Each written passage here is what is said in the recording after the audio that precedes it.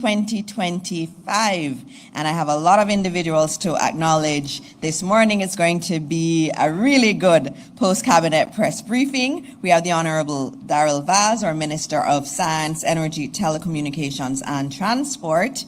We also have Senator the Honorable Aubyn, the Minister of Industry, Investment and Commerce, or the Business Minister as he likes to be called.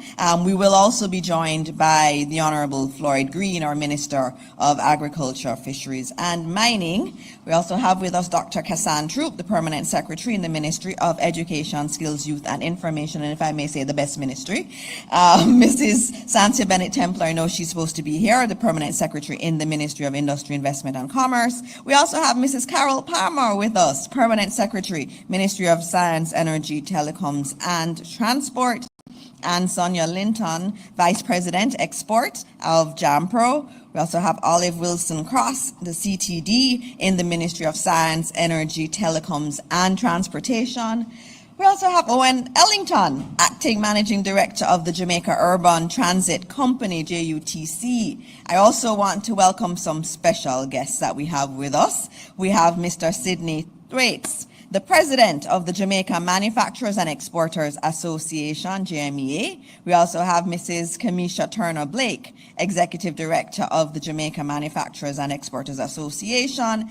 And we have Mr. Aswad Morgan, the Chairman of Expo Jamaica Committee. What a wonderful expo it was on the weekend. We also have joining us today Peter Thompson, the Executive Director of Jamaica 4-H clubs, and we have some other specially invited guests here, members of the media, the team from JIS and OPM, Jamaicans watching at home and abroad. Good morning again to all of you.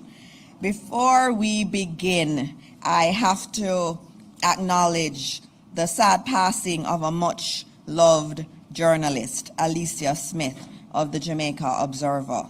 And I know yesterday when Arthur Williams reached out to me about it, I had to do what a journalist would do, triangulate. I had to call other people to find out if it was really true.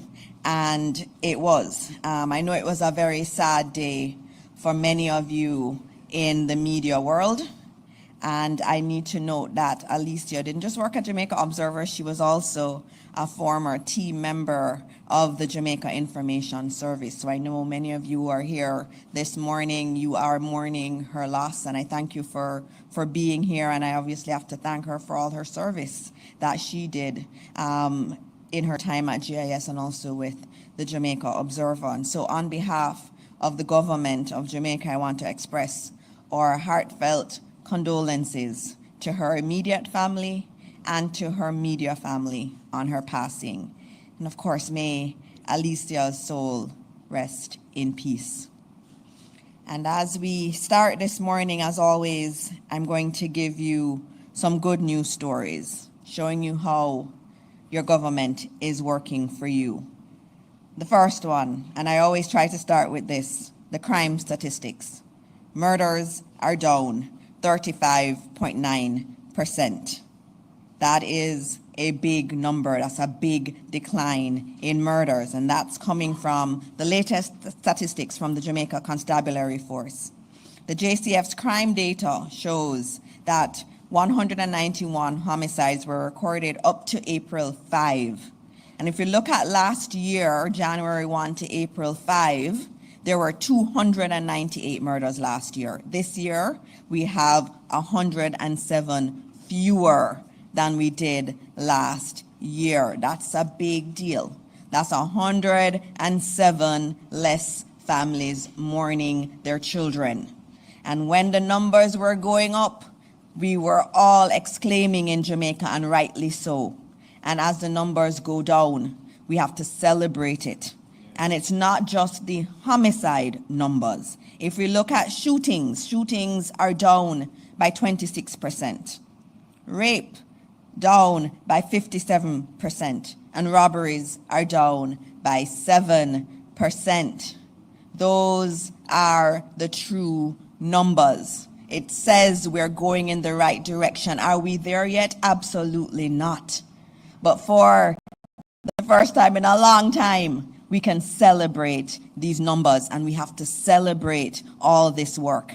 And in his weekly address to the JCF in the Force Orders, our Police Commissioner, Dr. Kevin Blake, noted that Jamaica recorded the lowest number of murders in more than 25 years.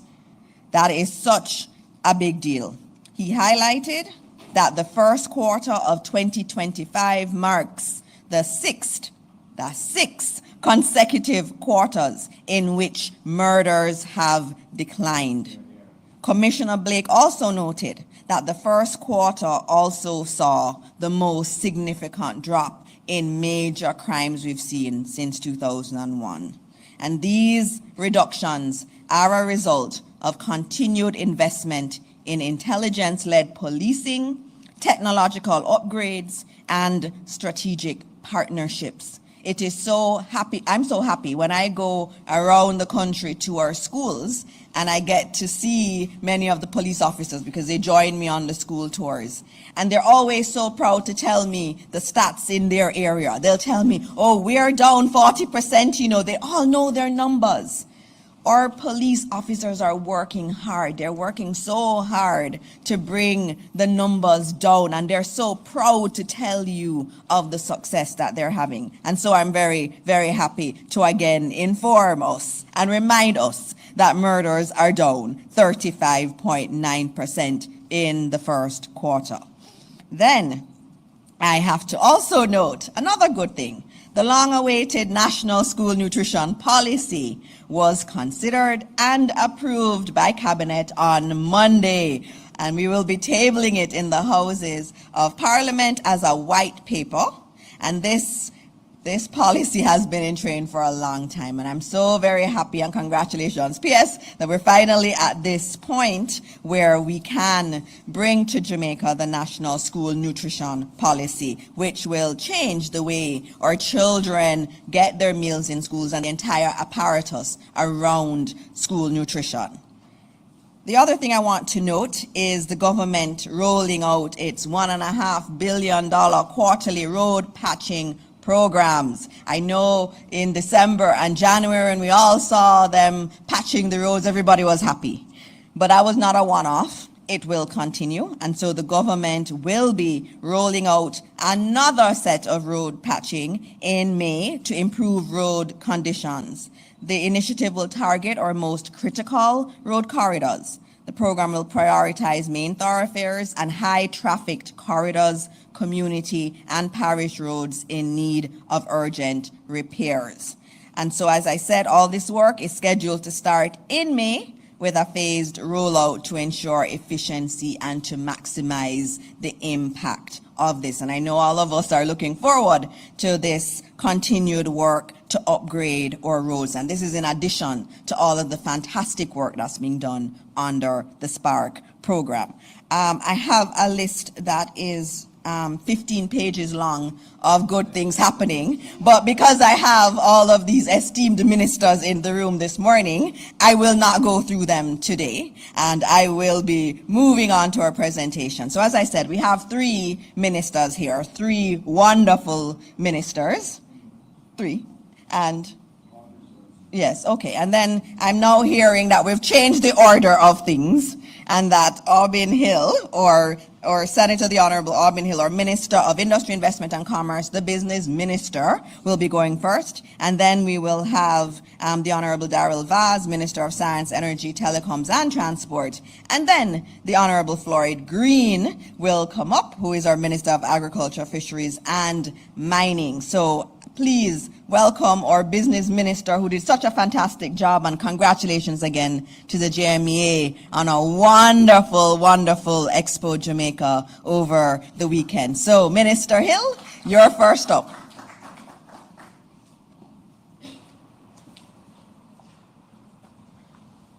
What a joyful minister she is. You guys must be happy to come here every Wednesday and see Minister Dana Morris Dixon up here, because she just brings joy. And she claims to be the best ministry, and because she takes care of all the children, I'll just say the business ministry, because we pay the taxes that make sure that the children get educated. But, you know, I'm just happy to be here this morning to be part of a government that is so absolutely transparent. Minister Dana Morris-Dixon is absolutely right. Wherever I go around the country, and sometimes you won't recognize me when I go around the country, I have on a cap and tennis shoes and so on, but the policemen know, and they're always so happy to tell you that crime is down. You know, it reminds me of a few years ago, every week you'll hear on the radio, oh, we only have 8 more weeks of money to buy imported goods, and we have 11 weeks of money, and now for 3, 4, 5 years, nobody talks about that. Because our net international reserves is at, I just got the number for March. I used to talk for the past 3 months, I said 5.5 billion US dollars. It's now up to 5.785 billion US dollars for the quarter just finished in March. Now we're going to say, oh, we don't spend the money. We're spending $44 billion on roads. But there's a reason why this is important. That stability of the Jamaican dollar and the keeping down, the pressuring down of inflation is because we have that reserve. Without that reserve, the currency would be devaluing every single day, and devaluation and inflation are the biggest theft of wealth, especially from those who have the least amount of wealth. So it's good to have that. It's a good place to start. But what I really want to talk about this morning is Expo. Mr. Sidney Thwaites is here, the president of Jamaica Manufacturers and Exporters Association. Mrs. Kamisha Blake is here as well. And Oswald, my friend, who used to play tennis, he's now gone to fly expensive airplanes and not play tennis anymore. So he was in charge, he was a man in charge of doing the expo. My own Shulette Cox couldn't be here. She has to be in Montego Bay doing some other business. But Ms. Linton is here, the VP, who really was in charge of the JAMPRO end of the business. JAMPRO and JMEA, JAMPRO, agency, one of the 20 agencies in this ministry, and JMEA did a fantastic job. And that's what I want to tell you a little bit about before I take questions. Expo Jamaica is the largest exhibition and trade show in the English-speaking Caribbean. Held biannually every 2 years, this flagship event showcases the diversity, quality, and innovation of Jamaican goods and services across a wide array of industries: agriculture, manufacturing, tourism, technology, logistics, and the creative industries. The event typically attracts a general audience of 16 to 20,000 Jamaican patrons. And if you were there this weekend, whether it was Saturday or Sunday or Friday, it was just rampant. We also had a second event right there, which was which calls commission the president a little bit of anxiety in terms of logistics, but it helped because when they finished running, they came across and looked at the products as well. So we were able to host those 2 events, and the expo took place between April 4th and 6th this past weekend at the National Indoors Sports Center and the National Arena. Expo Jamaica provides Jamaican businesses the opportunity to present their products and services directly to high potential domestic and foreign buyers. It also serves as a tool for promoting trade and investment by connecting exporters with buyers, distributors, and investors from across the globe. We had buyers from about 25 countries. The buyers' reception we had on April 2nd at the Pegasus was really jam-packed. I was there, was happy to be there, and in collaboration with the JMEA, it went very well. Again, JAMPRO was leading the ministry's effort there. Held at the Pegasus, it engendered high-level overseas overview of Jamaica's manufacturing and logistics capacity. That became especially important at a time when we're talking about logistics. I just met, just leaving a meeting with a prospective incoming BPO company. And they're so happy. They have businesses in all parts of Asia. They've been there, we go there, and they're so happy to come here to Jamaica. They're going to deal with one of our high-level BPO operators here. And the proximity is great, and especially at this time when tariffs, the issue of tariffs is so much in the air. So you have high-level overview of Jamaica's manufacturing and logistics capacity, direct engagement between government, industry leaders, and buyers, and it provided insights on the navigating Jamaica's investment landscape, which is constantly changing and improving. And it facilitated networking environment for strategic business-to-business assignment. Those 25 countries included North America and the United States and Canada, of course, Europe, the United Kingdom, Germany, elsewhere, Latin America, Mexico, Peru, El Salvador, Asia and the Middle East, India, Oman, Africa, Ghana, and the Caribbean, of course, Antigua, Trinidad and Tobago, Cayman Islands, British Virgin Islands, Dominica, Barbados, and St. Lucia and Bahamas. These markets represent strategic trade opportunities for Jamaica, especially within CARICOM, the diaspora markets, and global supply chains seeking nearshoring solutions. This, again, is especially so in a time when tariffs dominate the news. We have a geographical proximity to the largest market in the world that we have been selling for a long time. Certainly all the time in my ministry, 2.5 years, everywhere I go.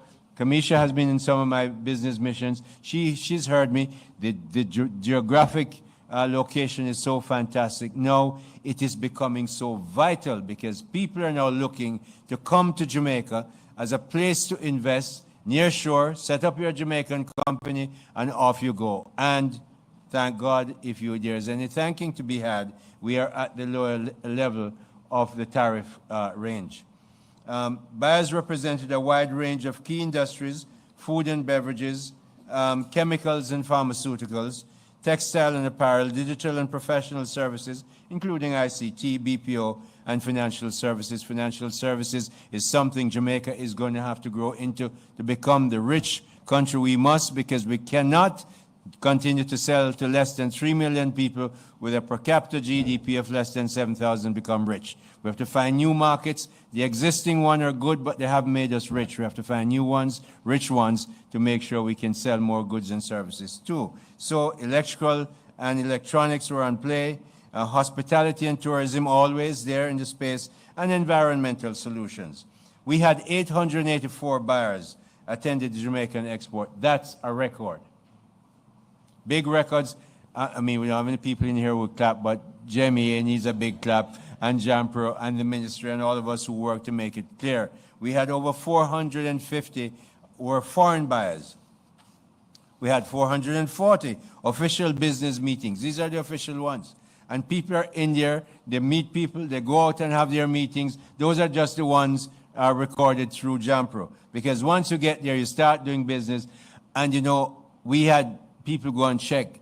The MSME Sydney people were just over the moon. They said, we're selling so much, we have orders to go, and that's a part of the economy that grows. The big companies were there, of course, Grace, Recinco, Jamaica Brothers Group, they're all there, and they're all happy to be there. And these meetings involve sample requests, quote for submissions, and advanced deal discussions. Export Max. Export Max is a product of Jampro. Jampro, again, the leading investment and export agency for the government through the Ministry of Industry, Investment and Commerce.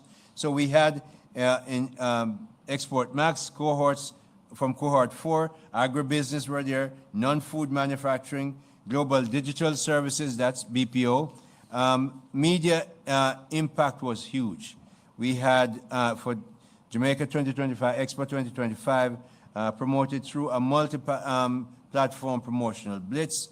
We have cross-promotion, we have media mix, we have outcome of over 800,000 views across new and returning audiences. So we had 50 public and private sector partners there all across our industries, logistics, everybody. So we're very happy to see what Expo 2025 was. Remind you that Expo 2023, when we came out of the pandemic, the Ministry of Industry, Investment and Commerce sponsored that. I had to explain to my Prime Minister that no, Prime Minister, we don't do this regularly. In fact, we don't do it at all. But we don't have pandemics every day. So I had to make sure we go in front of the people who want to display their products, and we supported last year. But all our 20 agencies were supporters this year.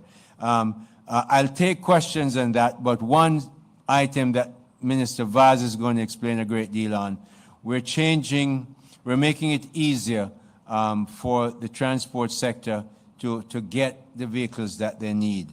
Collaboratively, his ministry and mine work together to make the new arrangements for the importing of vehicles.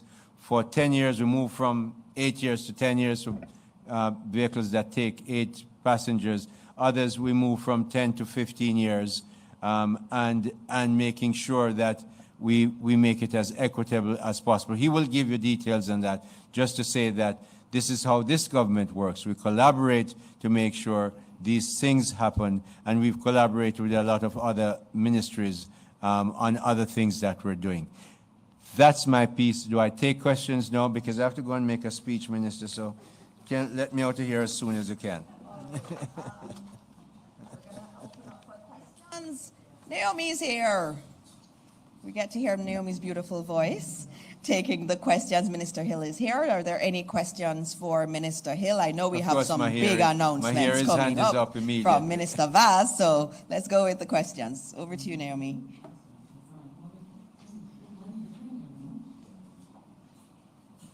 Good morning, everyone. Minister, we know that the government has already reacted to the 10% tariffs that were announced by U.S. President Donald Trump. But he also announced, I believe yesterday, that he'd be putting on an additional tariff on imports from China. So that's pretty much raised it to 104% in certain goods that they import. Now, that isn't Jamaica. Those are two completely different countries. But given how much of a global powerhouse both countries are, do you see it potentially impacting operations in Jamaica? Not immediately. However, one must have a caveat on that. When you have two elephants of the size of the first and second largest economies in the world in what is now clearly a tariff battle, you have to be very, very much aware and nimble to make sure you find the places where we're not the target. We don't sell fentanyl to anybody. We don't have a border from which people are moving into the United States. And we have a very large negative trade balance, unlike other countries that have very large positive trade balances against the U.S. So we don't see us directly, but we're doing different studies. Ministry of Foreign Affairs leads that because we have the CBI. The CBI, we're not clear yet. We don't have the documentation that tells us yes or no the CBI is going to continue, because it's something that President Reagan, a Republican, put in, or no, CBI has gone away and across the board there's with 10%. And if that happens, we then have to say who else is in the 10% category, because the lowest one. And any of those in that 10% category, do they sell the stuff that we sell to the United States? Some may, but they may actually be located in Africa or Asia. We then have clearly a competitive advantage from location, the geographic location I spoke about just now. So we then have that, even if there are 10%, but some of them who sell the stuff that we sell to the United States, maybe in the 15, 25, or 35% category. And we then must find the ways, which is what we as Jamaicans have done in the past 10 years. We have been able to overcome the pandemic. We didn't raise taxes, we didn't borrow any more money to do it. And in fact, we've had, through that entire period of time, 10 consecutive budgets without any raising of taxes. We have gone through Barry last year and Rafael, or whatever the other storm was called, and again 6 months of so-so rain. So, and yet we managed that. So we think we're in a position to be wise enough not to get into that war. We're not getting into it. We're quietly, silently, strategically looking at how best we get through this with the benefit of Jamaicans at the tip. That's our job. We must look after Jamaicans, and we take that very seriously. So we think there are opportunities. I know from my experience running companies and banks that for every obstacle, Mahiri, whether it's in your business or mine, there are 15 to 20 opportunities that come with it. Let's find them and make sure they make the work for us. All right, thank you, Minister. Very complex matters, but we'll be dealing with it. Are there any other questions? Because I think the media is also very cognizant that we have 3 ministers today. That should cover everything. that one answer. So I'm done, All right, yes, Minister. thank you, Minister. Thank you so much, you very much. Minister Hill. And forgive me, I must go on to something else, but you have 2 wonderful ministers here. All right. Thank you very much, Minister Hill, and his update on Expo Jamaica, which was just absolutely fantastic. And for those of you who were like me, you left buying a lot of things because I like so many things there. I got Christmas cake mix. I got hair stuff made with honey. I got face things. It was really wonderful. But the key thing is that's not what Expo Jamaica is about alone. It's also the buyers. So all of these small manufacturers were getting people from overseas and in Jamaica buying their products. And that was what was so fantastic. And Minister Hill said it. For over 400 buyers from overseas coming to look at these businesses, over 800 total. It was definitely a success.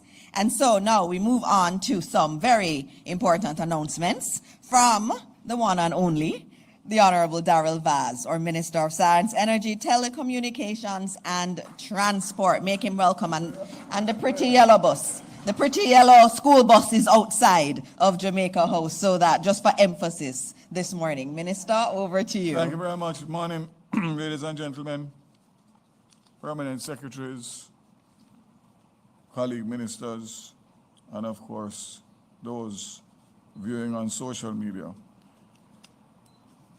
This morning, I want to give a few updates on ministerial portfolios that I am honored to hold. And I want to start first and foremost with the Jamaica Public Service renegotiation. I didn't think that I would need to after the standing finance in Parliament, but it seems that I do. So again, let me reiterate. Formal notification was sent to the Jamaica Public Service on November 4th, 2024, to advise them of the initiation of the renegotiation of their license, which expires in 2027. It is required that we indicate to them prior to July 2025. We did so in November 2024. Many months ahead of the time. And this I mentioned in the Standing Finance Committee, that we also had engaged expert assistance for this undertaking with the renegotiation of the JPS license. The support is now in place. The team has had several meetings with first and foremost stakeholders, and I had my first meeting with them on April 4th, 2025. That will be the consulting firm, FMA, from the United Kingdom, who has submitted its inception report, which was discussed during my meeting. The recent impact of Hurricane Beryl on the electricity sector has provided the most recent lessons and has highlighted the basis for change in the sector. Global and economic conditions have significantly changed since the original JPS license was issued in 2001. So the terms of the license in 2001 were not appropriate in 2015 when it was again renegotiated to 2027. And even more so today in 2025. With that in mind, I intend to have formal discussions at the highest level of the JPS management team with a view of a mutually beneficial agreement. I am again reiterate, I am committed to ensuring these negotiations are productive and have an amicable settlement achieved in the best interest of the Jamaican people. I have brought the letter because it seems like some people still don't get it. This is a letter, November 12, 2004, signed by my permanent secretary to the JPS president. This is my first report from the consultants, and it says findings from FMA work to date for discussions with the Honorable Daryl Vaz, April 2025. If I'm not mistaken, I think we are in 2025. No. So I want to make that very clear. And we do have choices to make in the very near future. And I would posit it that the Jamaican people must decide whether they want Daryl Vaz on behalf of the Andronis administration to renegotiate or Philip Paulwell from the opposition. I think that choice is quite clear. Let me move on now. Certificate of Fitness Program mentioned in the Prime Minister's presentation. On March 27th, the Prime Minister announced changes to the Certificate of Fitness Program in his budget presentation. 2 weeks ago, shortly after his presentation, a multi-agency team led by my ministry to determine the steps and actions to be taken to implement the policy change.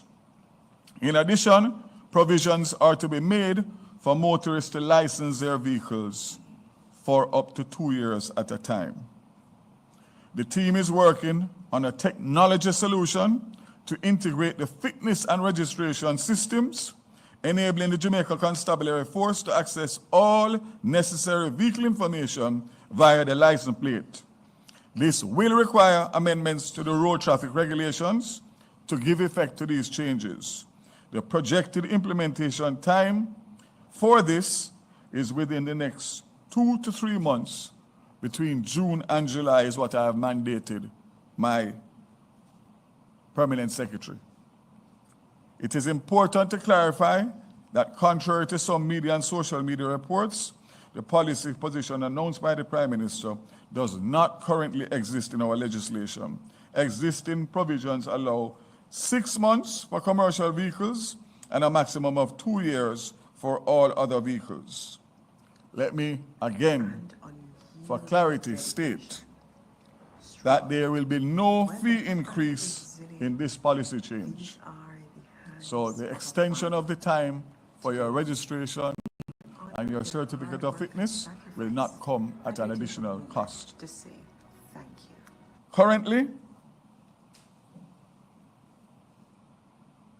legislation allows for up to 2 years. For the new policy, new vehicles will be up for 5 years. So from you purchase a new vehicle, your fitness will be allowed for 5 years. In relation to 3 years old cars, unless those will be for 3 years, and anything over 3 years old will be up to 2 years. So there'll be 3 classifications rather than what obtains now, which, as we know, is quite tedious. The good thing is that we are going to use technology to drive this. So the days of the stickers on your car and the paper certificate of fitness and all that goes with it are a thing of the past. We're going to use this opportunity now, since there has to be legislative changes, to just do everything at one time. That would include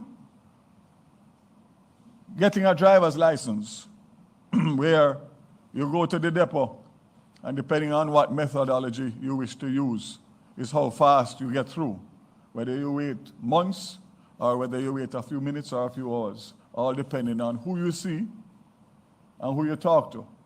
We're going to move away from that, where you make your appointment online, and only those people that have appointments on that particular day and that particular time will be allowed to go into the depot for that particular exam. So again, for those of us who have young children, teenagers just becoming eligible for driver's license, you all know what takes place in terms of that process. So the fact is that when we do this and you go to the examination depot, with all the changes that we make, you should really only just see, sorry, those persons that are employed there, and not those that are outside on the periphery hustling you to give you the service that the government should give you automatically.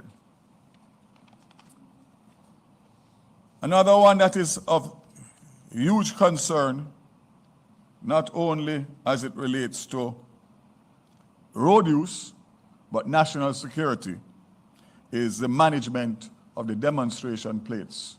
Those are the blue plates. You'll have seen on social media a terrible accident involving a Mercedes-Benz coming from a party, killing 4 people that had on a DC plate. DC plate is used for the trade, the automobile trade, in relation to moving cars from the wharf, demonstrating the cars for sale, etc. So there's a growing concern about the widespread misuse of demonstration plates in Jamaica. In many places, these plates are not being used as intended under the Road Traffic Act and associated regulations. Disturbingly, there's credible evidence that demonstration plates are being exploited by individuals to facilitate criminal activities. Compounding the issue, the police are currently unable to trace these plates through their smart check system. Currently, Tax Administration in Jamaica does not have an accurate count of the demonstration plates currently in circulation. This gap in oversight has created opportunities for cloning and unauthorized use by criminal elements. As a result, the government is losing revenue, and the lack of control over this system poses a serious threat to public safety and national security. To address these challenges, legislative amendments will be required to overhaul the system and support a more secure, transparent, and accountable demonstration plate regime. You know, I have to show you the documents, because some people don't believe that ministers work. So everything that I speak to you about, there's a document to support it in relation to the work that has been done by these hard-working technocrats within the ministries. So this one here is the software changes to facilitate the Motor Vehicle Policy Directive. This is April 4th, 2025. In light of the above observations, the government will embark on a total revamp of the current system and replace it with a web-based demonstrated permit system. Dealers are able to access demonstration plates as required, and the authorities are better able to enforce and monitor compliance with little resources. The benefits to the government and Jamaicans: ease in administration, management, and enforcement, dealer online application, the ability to specify usage of permits, and printed permits, which will have a QR code for enforcement verification. Again, this is a work in progress, and here we have a document, again, says Subcommittee on Demonstration Plates Interim Report. Everything is driven by information, collaboration, consensus.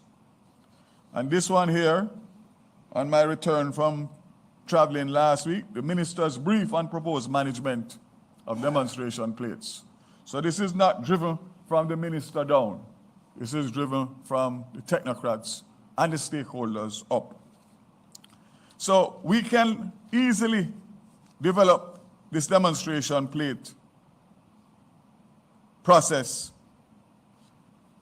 at a minimal cost. So far it is looking like about 10 million Jamaican dollars, and we can do this again within a few months, obviously taking into consideration that there will be a procurement requirement. For the design and implementation of the management system, a total recall of existing plates, which a deadline will be issued, submission of the legislative changes, and of course finalize new fee structure. More good news. I don't come here often enough, So when I come, I just give you everything one time. I don't have the time to come every week or every other week. Revised age public passenger vehicle importation policy. On April 7th, which was on Monday, Cabinet approved the amendments of the 2014 motor vehicle import policy as it relates to public passenger vehicles to include the following. For the public passenger transport sector, imported vehicles with seating capacity not exceeding 8 persons must not be older than 10 years, up from 8 years. Imported vehicles with seating capacity between 12 and 15 persons must not be older than 15 years. And imported vehicles without seating capacity between 26 and 32 seats must not be older than 15 years. So let me give you a background as somebody who is familiar with this industry. The average age of the public transportation vehicles that we see on the road with the red plates is 15 years old. So they are aged, they are not fuel efficient, they have been on the roads for many years, and they are not giving the comfort and the efficiency to the commuters. We had imposed a policy in 2019 where we had made amendments specifically for the public transportation sector. For whatever reason, the full benefit did not reach to the taxi operator because he would either have to go to the dealer and buy them at a higher markup or whatever it was. So in doing this, I took into consideration the advice from the Public Transportation Steering Committee, which I formed when I became minister in 23. What does this do for the public passenger operator, public vehicle operator? He has the option to apply for an import license in his company's name or his personal name. He has the option to import that vehicle directly by going online to the auctions, going to direct to suppliers in Japan or wherever else, and buy it at source, which means that he's not being held to the point of where he has to pay additional cost to dealers, middlemen, whoever you call it. Before, you had to use a taxi association that you are a member of. Now, you have the option, if you so desire, to go directly and handle your transaction on your own. Huge difference. If it is that they cannot do that for one reason or the other, they don't have a tax compliance certificate, or they don't have the money up front to buy the car and they need to finance it, they still have the ability to get the license and to use the license to negotiate with a dealer, with a bank, whoever it is, for a specific vehicle. So that is the main difference that will make the difference to make sure that every transport operator, regardless of whether he's a member of association, he has a license on his own, as long as he's compliant and registered with the transport authority, and he pays his taxes, that he can qualify to get a tax compliance certificate, he's good to go. The other option, as I said before, is that dealers will be able to stock cars specifically, and remember that this is a special age for a special category. So you don't go on to the lots and get cars that are specially approved for a specific year. If my memory serves me correct, I think PS Temple is here, the current regular policy outside of public transport is up to 7 years old. I think it's up to 7 years old. So you have a 3-year window for specifically for the public transportation. So those persons who can't, for whatever reason, will be in a position to go and get vehicles, to be able to get financing off of lots, which will save significant amount of time. So I think that the increase in the age, which will be for 2 years. It's not open-ended because this has other repercussions. This policy will be for 2 years, allowing every transport operator to benefit from an additional increase in age limit specific for the public transportation. The Transport Authority will be responsible to communicate and coordinate with the Trade Board for the issuance of these licenses. So the Transport Authority will be the main first point of access, and then they will communicate. But again, I'm heartened because I know the complaints, and I know that the 2019 policy did not go far enough to make sure that these persons would have been able to benefit directly and not have to pay the middleman or the dealer markups. Quick one on, still on Transport Authority. Transport Authority has partnered with the Sen.Dr. Municipal Corporation to construct a long-awaiting taxi car park in Discovery Bay for taxi operators plying the routes Discovery Bay to Falmouth, Discovery Bay to Brownstown, Discovery Bay to Runaway Bay, Discovery Bay to Farmtown, Discovery Bay to St. Anne's Bay, and the surrounding areas. The facility, as it stands now, will serve as a main terminal point for over 250 taxis operating in that area. The land that is going to be utilized was gifted to the Sen.Dr. Municipal Corporation as a gift from Noranda Bauxite, and based on engineering and construction estimates, a little under $10 million. This will be a joint venture partnership between the Transport Authority, the Sen.Dr. Municipal Corporation, and Noranda. We would know that up to recently, a stoplight was erected right in Discovery Bay by the gas station at that intersection, which was a death trap.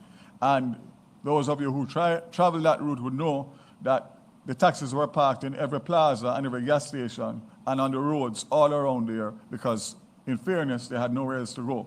So I went there and I made a commitment, and the commitment is going to be delivered. The land has already been transferred, and we are now in the final stages of the plans to erect this facility. South Parade Car Park. The KSAMC has agreed with the Transport Authority to convert the South Parade Car Park into a taxi car park. This new car park will be the terminal point for 4 route taxi routes.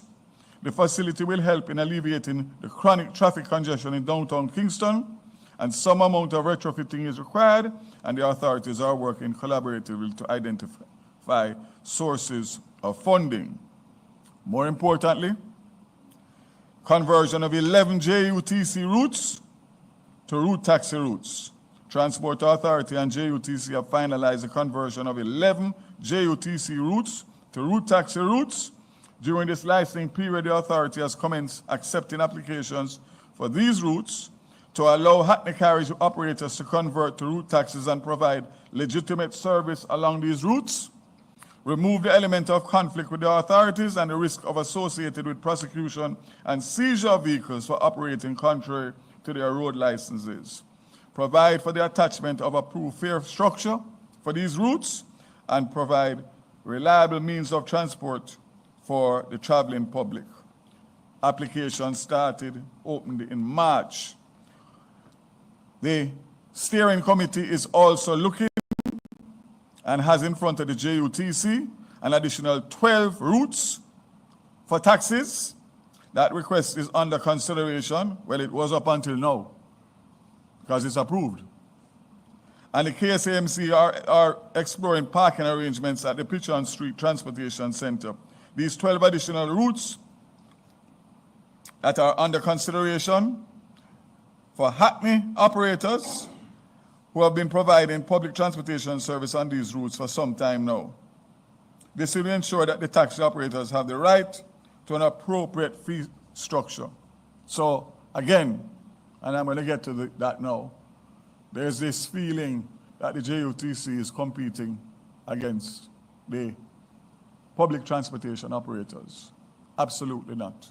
What we are doing is streamlining and making sure that what JUTC can manage, because they don't have the fleet, rather than holding it as exclusive, they release it so that new routes, so that will be 23 new routes in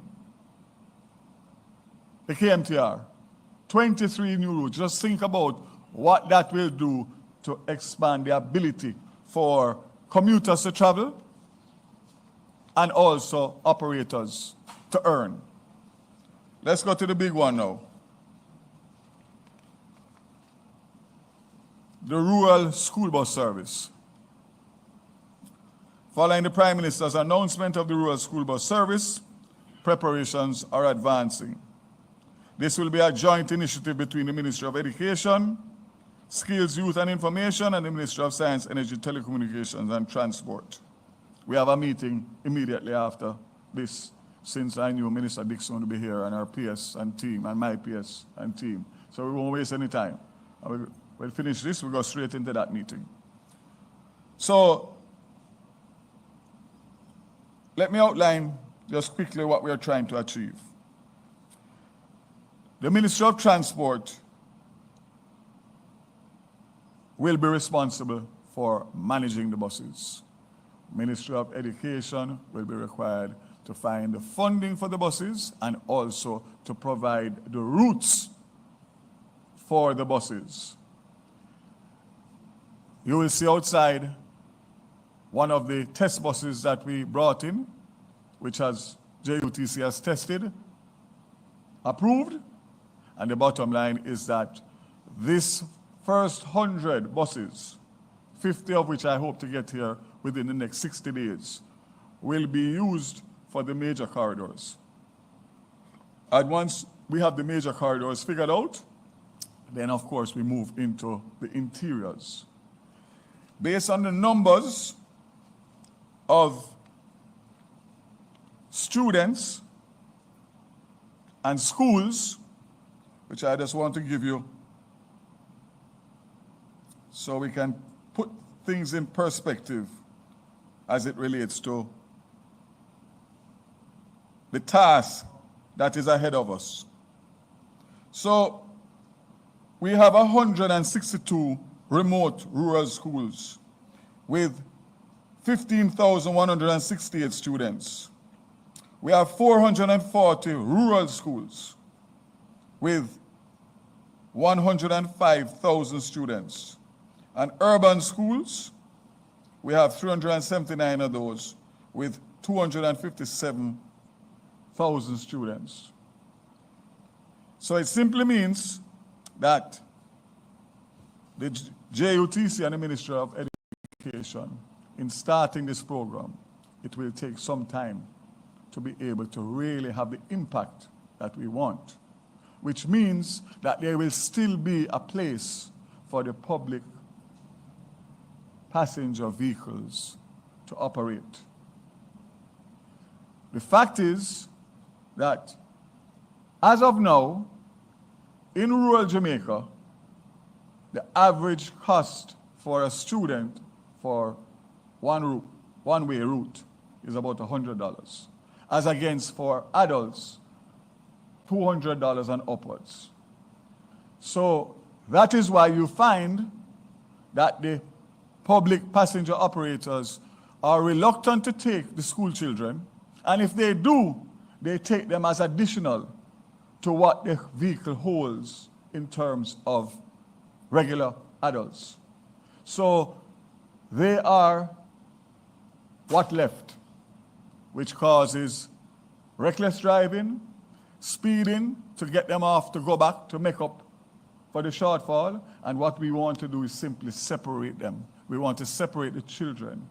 So it is not an incentive, or the public passenger operators are not incentivized to take children. They are disincentivized, and therefore that's why they only get transportation if there is not a full vehicle of adults, and if there is, they will put 3 of them in the trunk. And you see them hanging out at the back. So I want to make it very clear that this is not a business opportunity for the government. This is a moral responsibility of any well-thinking government to finally address this decade-old problem. And I'm going to address it. It's not going to happen overnight, but I'm going to address it. You just think what these buses will do with a driver that is cleared by the security forces, that is trained by the JUTC,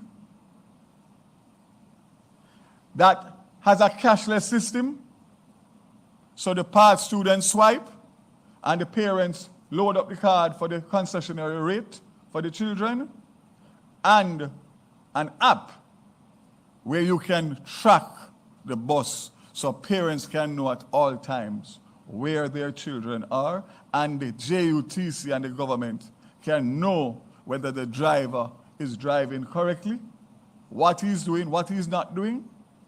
These buses will be used in the mornings and in the afternoons. Any bus that is seen outside of those hours is going to have a problem because it is a school bus for rural school children, nobody else. The same regulations that apply to the school when you are on school property extends to the bus. Teachers will be assigned based on where they live to travel on the bus to make sure that what obtains on the bus is what we want for our children. So this is a game changer. And with Minister Dixon, we're going to work on it. We're going to get the 50 buses here. We're going to run them through length and breadth of Jamaica to make sure that the specifications are right and they are fully approved by JUTC. But for September morning, other 50, and we move on. The good thing about it, and Minister Hill made a point, and I'm passionate, so I want you to bear with me. We are spending, because of our fiscal discipline over the years and our gains, billions, tens of billions of dollars on roads, on water, on everything else, infrastructural-wise. These buses, refurbished buses that hold up to 70, 75 kids, will cost the government of Jamaica $50,000 US approximately, 7.5 million Jamaican dollars per bus. You tell me if it's not time for Jamaica to invest in the children of Jamaica for the future by virtue of investing the same levels of capital that we are doing in so many other areas that are badly in need, well deserved, but this, to me, must become the focus and the priority of the government to make sure that we can put enough buses into the system to make sure that children can go safely to school and be in a better frame of mind to learn. The last thing I'll say on this is that existing arrangements that schools have for transportation PS troop, I know there are many schools that have their own private arrangements. Those will be uninterrupted. As a matter of fact, I encourage them to buy some of these buses and help, because this is not only a government initiative. This has great private sector investment potential, save and except for the fact that the same concessions that apply for the thousands of students in Kingston and St. Andrew, Portmore and Spanish Town will be passed on through the JUTC to the rural school bus system. There will be equity and fairness. Currently now, part students get a subvention through the Ministry of Labor to Ministry of Education. They pay nothing on the local JUTC system. Others pay between 20 and 50 Jamaican dollars, depending on the route. Those will be passed on to the rural school bus system to allow for fairness, equity, and affordability. Currently, $300 to $600 per trip times 2 per student for every rural parent. Unaffordable, especially if you have more than 2, 3, 4, some have even more than that. To the point of where I come from a rural constituency. I live it, I know it. I didn't grow up in the country. And I didn't take a school bus, but I've been a representative for 17 years. In some cases, parents have to evaluate the children, assess them as to which one they think has the best potential to succeed, and choose that one to invest in them, to buy them the school books, to pay the school fee, to pay the lunch money, pay the bus fare, and the other 3 stay at home and may go to school occasionally. There's no society that can grow like that. So I'm passionate, and I want to say that we will get it done. Can't close without talking about road safety, national road safety. Very briefly, as you know, Cabinet has approved a 5% allocation from traffic fines to be dedicated to MSET. This funding will help us engage an international communication expert with a proven track record in effective road safety campaigns. The procurement process begins this month with an expected timeline of 2 to 3 months. Additionally, the ministry will procure helmets that meet the specifications of the Road Traffic Act, and this will be distributed to licensed motorcycles operators.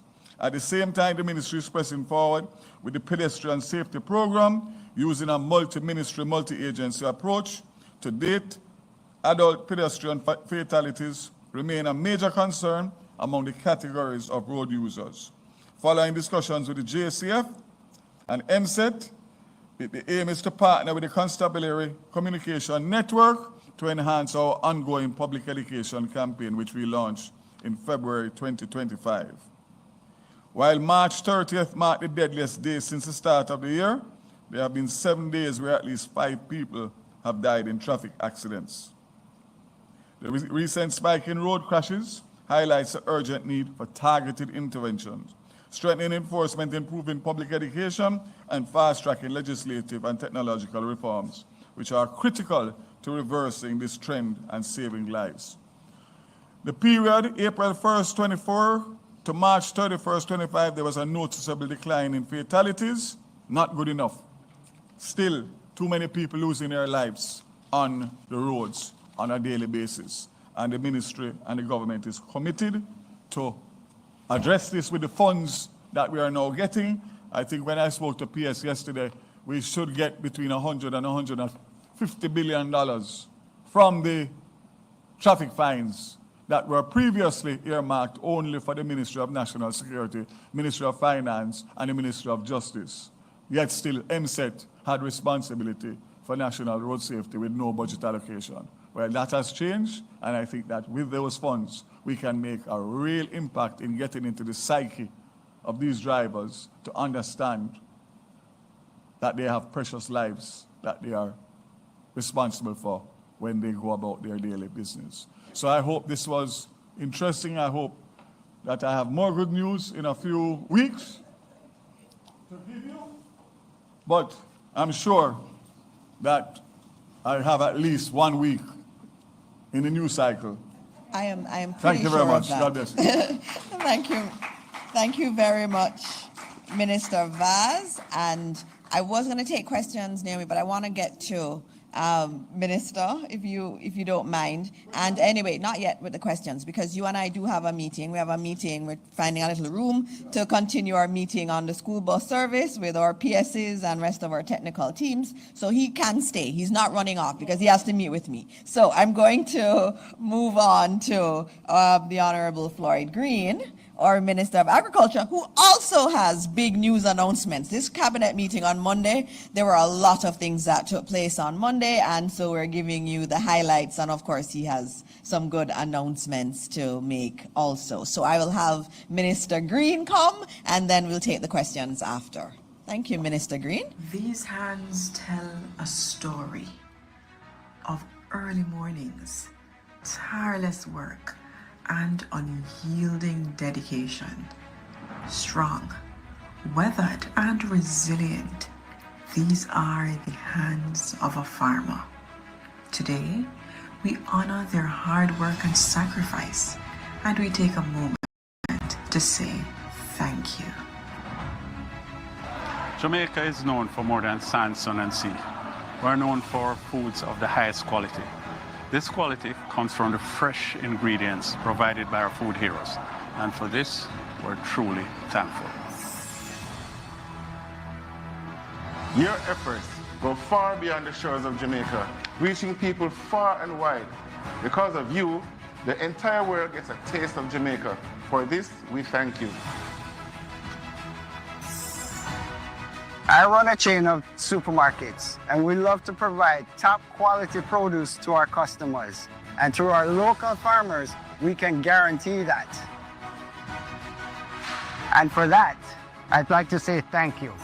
You see me, I love my Jamaican food. And when you go to market, you always get fresh food. And you see for that, big up the local farmer there. We have to big them up indeed. Our food heroes continue to defy the odds to ensure that you and I have food. The resilience and dedication of our farmers continue to amaze and inspire me. To be honest, there will be no Jamaica without the Jamaican farmers. From as early as 3 a.m. 7 days a week. Through rains and drought. A farmer shows up. So remember, every time you take a bite, thank a farmer. There was a lot of talk about which is the most important ministry. But remember that every time you take a bite, whether in education, transport, or wherever, please thank a farmer. Good morning, everybody. My colleague, Ministers Vaz and Morris Dixon and Minister Hill, who has left us, our permanent secretaries. First, we want to start by appreciating that we are in Farmers Month. And as such, Farmers Month 2025 is being celebrated under the theme, Thank a Farmer. This campaign is designed to honor and appreciate Jamaican farmers while also encouraging broader conversations around food security and the importance of agriculture to national development. This year's observance centralizes all activities and messaging across the Ministry of Agriculture, Fisheries and Mining and its various agencies, including the Jamaica Agricultural Society. We would have had the official launch of Farmers Month on Thursday, April 3 at Crichton Estate in Irish Town in St. Andrew. The choice of the location really reflected the ministry's commitment to our coffee farmers in East and West Rural St. Andrew, parts of Portland, parts of St. Thomas. And as such, we would have rolled out our continuing support for coffee farmers through this launch of our Thank a Farmer campaign. In fact, we're looking to distribute an additional 20,000 coffee seedlings. We're going to be partnering with some of our exporters to help our farmers. Currently, we have 8 farm roads in our coffee areas. This is a new initiative for this year. We've allocated over $120 million to help our coffee farmers in specific areas, including parts of Portland. I was able to tour with Minister Vaz in one of those important farm roads up there in Bangor Ridge, and we're doing work in St. Thomas, we're doing work in East Rural and West Rural St. Andrew. This is a part of the ministry's continued support to our farmers. In fact, last year, over $496 million for our production and productivity program went into direct targeted support for crops like yams, ginger, onion, Irish potato, and provides resources for small ruminants, poultry, irrigation, and farm tools. In fact, we had a wonderful year in relation to our farm road program. We would have done over 50 farm roads that are major rehabilitation and would have additionally done some minor work on over 30 farm roads, bringing I think to 81 the amount of farm roads that we touched last year for a total budget of about $870 million. We continue to help our farmers with direct support. As you know, we would have broken ground for a cold storage facility in Kirkvine. That is underway. We do expect to be completed in 6 months from February, so you can look forward to that. And that is part of our drive this year to focus a lot of attention on cold storage so that when our farmers have periods of excess, they have somewhere to store it. In fact, I would have toured last week what will be the largest government-owned cold storage facility that will be in Essex Valley, over 3,000 square feet. I think it can hold about 20 containers and has processing capability.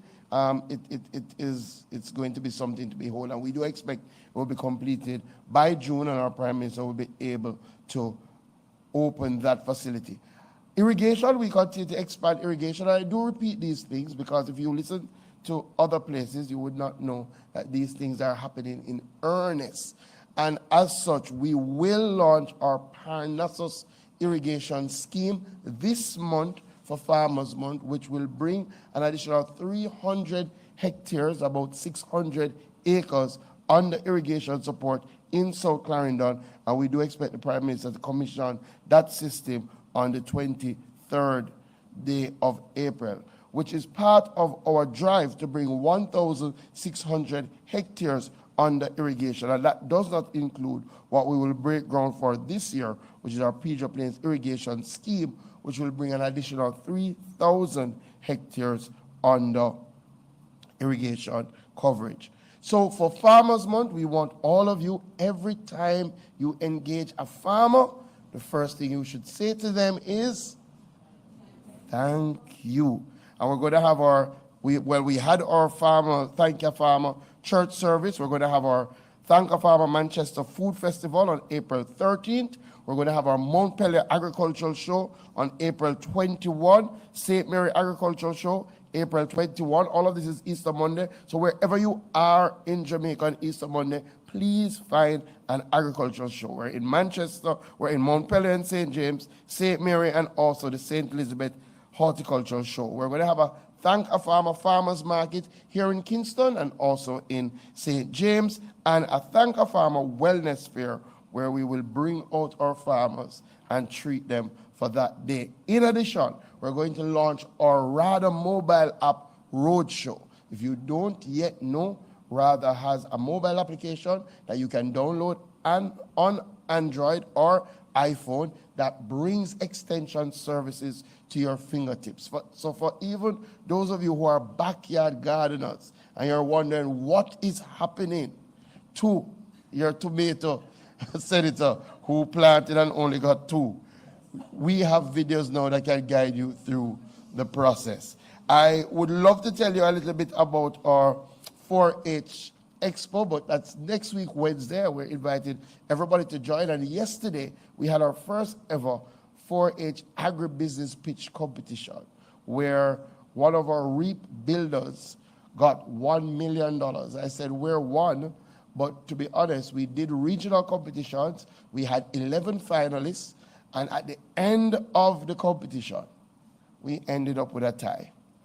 And instead of giving one person $1 million, they both went home with $1 million to their business. Wonderful businesses. One is a honey-based business, the other is a sweet potato-based business, and both of them showed how it is scalable. So please, thank a farmer for Farmers Month and every other month of the year.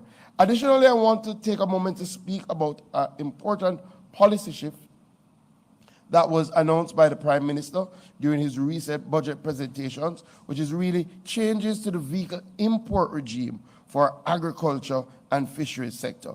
You know, when I became Minister of Agriculture, we had a listening tour where what we did was went around and we had meetings in every parish with all our farmers to ask them what they wanted to see the government do for them. What were some of the challenges? How could we make them more efficient? How could we make them more profitable? And through our stakeholder engagements, a number of our farmers said to us that they face significant issues transporting their perishable produce. They wanted to see an expansion to ensure that they were getting the motor vehicles that they needed to be more profitable and efficient. Most of you may know that our farmers currently enjoy a 20% duty concession, but it was limited to pickup trucks. I'm pleased to announce that Cabinet has now approved an expansion of the categories, so our farmers will be able to get a 20% duty concession on panel vans and small trucks, small refrigerated trucks as well. that will ensure that they can expand their fleet and bring in vehicles that are better suited to treat with the perishability of their produce.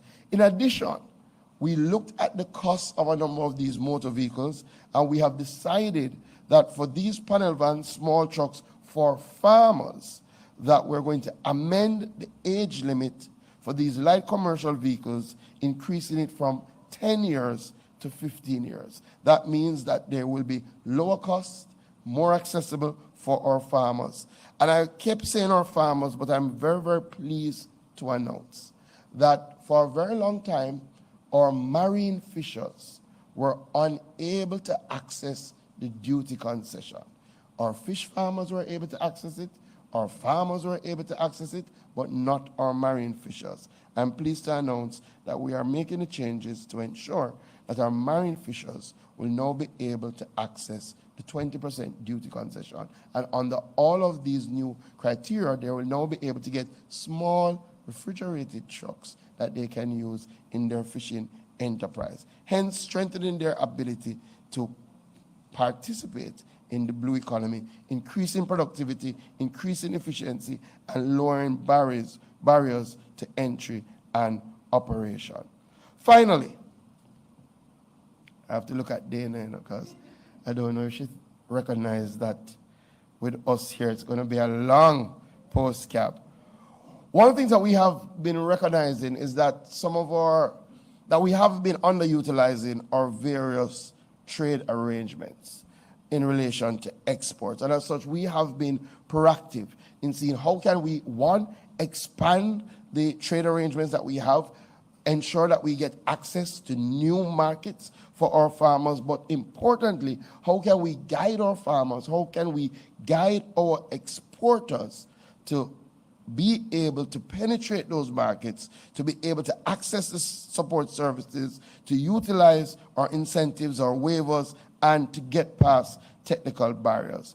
To fill these gaps, we saw it fit to develop an export clinic, which are intensive workshops and forums that will equip new and existing exporters, farmers, agro-processors, and other stakeholders with essential information, key insights, and perspectives to increase positive export outcomes. This is a collaborative effort involving our internal and external stakeholders. We've engaged the DBJ, we've engaged the JMEA. We had our first export clinic here in Kingston. It was oversubscribed and went extremely well. And we're going to be moving these export clinics right across the country. So our exporters, our agro-processors, our farmers will be coming to you to tell you what are the qualities that you need, what requirements and standards you need to satisfy, what are the opportunities. But we haven't stopped there, because we recognize that while we're going to be doing these clinics and while we're going to be expanding across the island, why not use the technology that is at our fingertips? And as such, Jamaica, we have developed now, the first time in the Ministry of Agriculture, a suite of practical tools to drive export expansion. And this is found in a one-stop platform, the Trade and Market Intelligence Portal. So what we have done is to bring together a platform which brings all the information around exporting from an agricultural standpoint in one space. It provides you with investment guidelines, profiles with calculated returns on investments, detailed information on products in demand in target markets, as well as market entry requirements, centralized access to all the ministry's market research studies, incentives, waivers, application forms, licenses for exports. So you won't have to go to multiple spaces to get all the information that you need if you're looking to export. Through our new Trade and Market Intelligence Portal, we're providing step-by-step guides on how to export agricultural items, fisheries, and some mining products, so that more of our clientele will be able to tap into these trade arrangements and ultimately will have us diversify and export more. Again, thank you and have a wonderful Farmers Month. Thank you very much, Minister. And so you heard a lot of the announcements from Cabinet this week, and that was not all of them. We are working really hard to deliver to the people of Jamaica the kind of government that they deserve.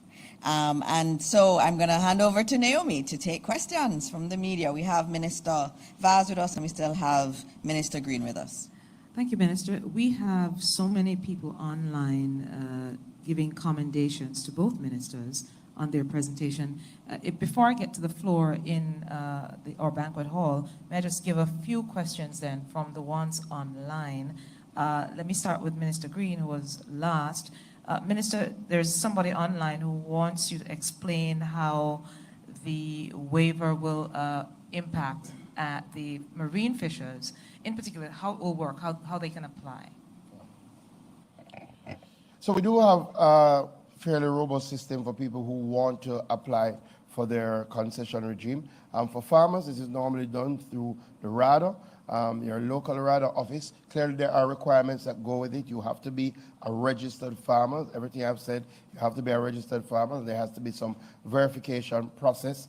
So normally for farmers, go to your RADA office. That is then streamlined through the ministry, and you will get your various concession documentation. For fishers, we're going to be running this process through the National Fisheries Authority. So again, we have National Fisheries Authority offices in almost every parish now. We have significantly built out our National Fisheries Authority, so you will go to your National Fisheries Authority.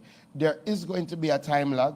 Now that we've announced it, we've started to work behind, as you would have just heard, Cabinet approved the expansion. So I would say, in terms of to make that first application for fishers, give us 2 months, and then you should be in a great position to move forward.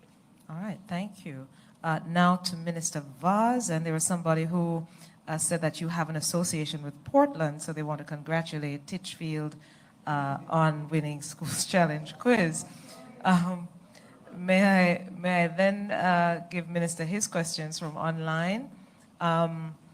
Minister, someone is saying that the recall of the DC plates, while the it's a suggestion, sorry.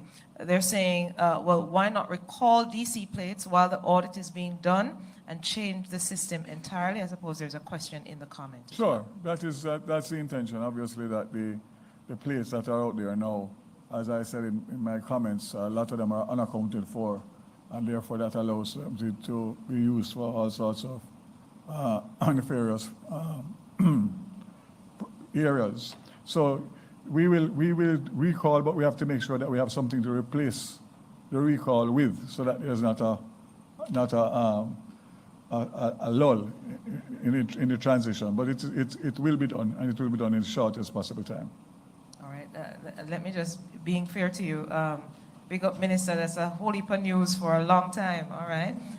Then another question. Will the matter of purchasing vehicles directly result in lower costs given the tariffs and customs duties?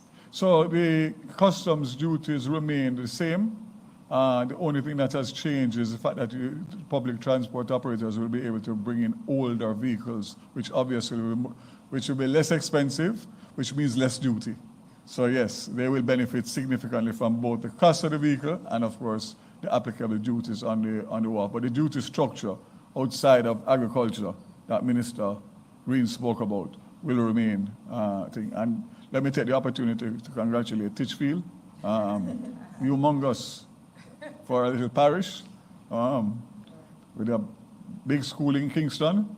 So it just shows you that all things are possible. All right, the final one I have, and let me apologize to the colleagues in media in the banquet hall for taking all these questions at once from online, but it also has to do with schooling then, Minister. Scheduling of the bus service for the school bus system that will come out, and also an update on scheduling, proper time scheduling for JUTC buses within the corporate area. 100%. We did have some issues in terms of the rolling out the app for JUTC based on some technology issues as it relates to the country of origin. Those buses, as you know, came from China. So we have to be putting in our own system, which is taking us some time. But yes, it is the intention to have a full accessible app for both JUTC, for the regular KMTR, and also for the school bus, so that people can track the buses, and also, more importantly, we in JUTC can also make sure that we can monitor our fleet of buses. So that is and I'm sure as we unfold and the school bus, the Ministry of Education will have responsibility for all of that in terms of the routing, the scheduling, the process, etc., etc. So you will hear more. As I said, we have a meeting this morning. I expect that this morning will carry us a far way in terms of outlining exactly what the next steps are. All right, so for those who may have a follow-up question in terms of timeline, soon, until we get the actual In terms timeline. of, you mean for the scheduling of JUTC buses. Put it this way, the JUTC is in the final stages. I'm hoping that we can probably do that in time for before summer. And once that is done, then the school bus will obviously benefit from that. So we are far advanced. The last report I got from JUTC, as a matter of fact, I think they're testing the app now. But it's very important because that's a big part of the benefits to these new buses and new technology. Thank you, Minister. My apologies for again, for having you wait, and thank you for your patience. Good morning. 2 questions, one to Minister Morris Dixon. I'll start with Minister Vaz, though. So, taking off the ministry hat and putting on the MP hat for a bit, Nationwide did carry a story yesterday in which we interviewed some citizens of Portland, and they expressed concern that there's been a 200% increase in murders. It doesn't sound like much on paper because it's just 6 since 7. 7 as at April 6, I believe, 2025. And to some parishes, that's probably not a lot. But to Portland, given that you had 13 in all of 2024, in that context, it's quite a large number. Some citizens have told us that they don't feel as safe as they used to in a parish like Portland. Seeing that you are the MP for a constituency in the parish, are you also concerned about the rise of murders? Yeah, very concerned. It's something that I've been in constant dialogue with the Commissioner and the Minister of National Security. I know that there is a visit planned for Friday with both the Minister and the Commissioner and his team. And I have to be very careful because what you don't want to do is to cause any suspected interference in police work with wearing your political hat. But I will say that I am very concerned. It's something that we are not accustomed to. I've been there for 17 years and this has never happened. And the fact is that the type of incidents, of the drive-by shootings, etc., and the fact that most of them, if not all, are being identified as persons from outside of the parish is a great concern to me.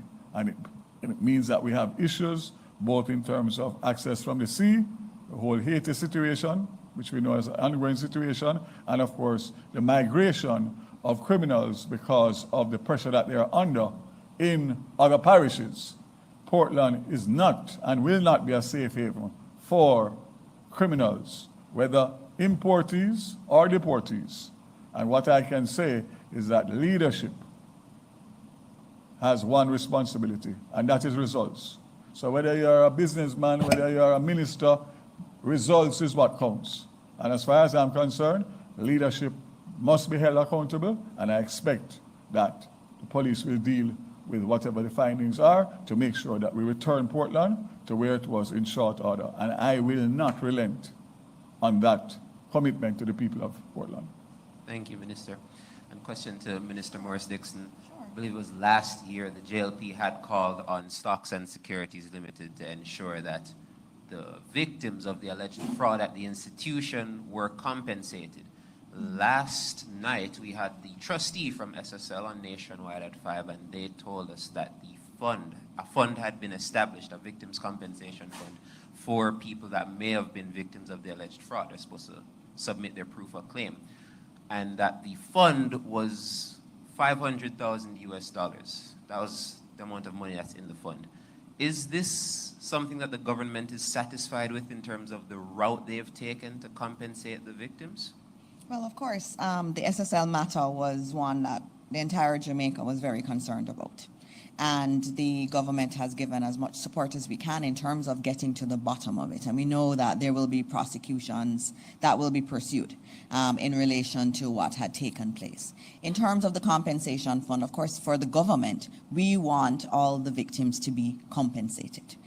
Your interview last night, I didn't listen to it and I didn't hear it. And I've not received a response from the Minister of Finance in relation to this. I know that the Minister of Finance in Cabinet has noted that the SSL matter is one that is very important and that a positive resolution needs to be found for all of those who've been affected. And so I know that she will be commenting on it as she is informed more on it. I have not gotten any additional information, but as soon as I get information on SSL and where we're going, I will provide that to you. And I know that the Minister of Finance is very much working on this and looking at this, and she's going to give a more fulsome update on that area. So listen out for it. Thank you, Minister. Are there any other questions? I know we're later than usual at 10:37, but it was a good morning. Yes. Minister, if you could just reiterate the Prime Minister's Youth Awards nomination process that's coming up. All right. Remember, and I know the chair of the Prime Minister's Youth Award Selection Committee is in the audience with us today. We do have the awards open for nominations. It is an important award. There's so many fantastic young people in Jamaica that are doing fantastic things, whether it's in the area of academics, or it could be in the area of governance and advocacy, or even in the area, we've been looking for persons who are living with disabilities and special needs. We have a special award for those individuals. And so there are many different categories. Please look online. We have all of the information there. If you know a wonderful young person who is just exceptional and should be awarded in this way, please nominate them, get the information and nominate. And so I believe there are no more questions. It was a good morning. Just have to reiterate how wonderful the ministers have been this morning with their announcements. Minister Hill, Minister Vaz, and Minister Green, all talking about the fantastic work that the government is doing day in and day out. And I know there was so much from Minister Vaz. We're seeing efficiency when you hear about what's happening with the driver's licenses and also with the registration process and fitness process, all of those being changed. This is about efficiency. And this is a government that is really serious about driving down all of the bureaucracy and inefficiencies, and these are some of the initiatives. And we're so happy to hear about what's happening with our farmers and in Farmers Month, and we will thank a farmer. I'm not a good one, but I do thank those who have better green thumbs than I do, and the focus on irrigation for our farmers, and of course that new vehicle importation scheme for farmers and fisher folk was really great to hear. And of course, I can't not talk about the rural school bus system, which is going to be a game changer. So many of our students miss school because their parents can't afford the transportation costs. This is wonderful. The Ministry of Education is so excited. We are ready to work on this with the JUTC and the Ministry of Transport. And so I thank Minister Vaz for moving so quickly to address this problem that has been there for a long time. And so as we end today's very long post-cabinet press briefing, I again say to our visitors who are here, thank you so much for coming. We do this all the time.